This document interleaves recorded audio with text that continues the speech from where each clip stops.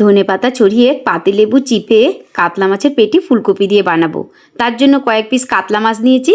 কাতলা মাছের কিন্তু এখানে পেটিই নিয়েছি শুধু। এবারে পেটিটাকে আঁশ ছাড়িয়ে ভালো করে পরিষ্কার করে নেব। এখন ধুয়ে নিয়েও চলে এসেছি রান্নাঘরে। এখন আমি ফুলকপিটা করে ছাড়িয়ে বটিতে ডাঁটগুলো একটু চিড়ে চিড়ে দেবো হালকা করে। এতে কিন্তু ফুলকপির ভেতরে বেশ তেল মশলা ঢুকবে। এখন পরিমাণ মতো জল গরম করে নুন হলুদ দিয়ে একটু ভাপ দিয়ে নিয়েছি ফুলকপিটা। আবার একটা কড়াই বসিয়ে তাতে পরিমাণ মতো সর্ষের তেল গরম করে হলুদ চিটিয়ে একে একে নুন হলুদ মাখানো মাছটা দিয়ে দেবো।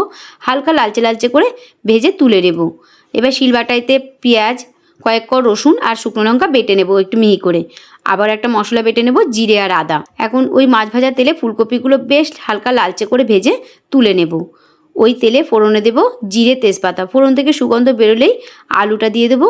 আলুটাকেও বেশ ফোড়নের সঙ্গে একদম লালচে করে ভেজে নেব। এখন ভাজা হয়ে গেছে আলুটা, বাটা মশলাটা দিয়ে আবারও আমি 1.5-2 মিনিট কষিয়ে নেব। এখন পরিমাণ মতো নুন হলুদ দিয়ে নেড়েচেড়ে দিয়ে দেবো টমেটো আর ভাজা ফুলকপি দিয়ে একটু হালকা নেড়েচেড়ে দিয়ে দেবো পরিমাণ মতো উষ্ণ উষ্ণ গরম জল দিয়ে ঝোলটাকে ভালো করে ফুটিয়ে নিচ্ছি। এখন কয়েকটা গোটা কাঁচা লঙ্কা আর ভেজে রাখা মাছটা দিয়ে 3 থেকে 4 মিনিট ঝোলটা ফুটিয়ে নেব।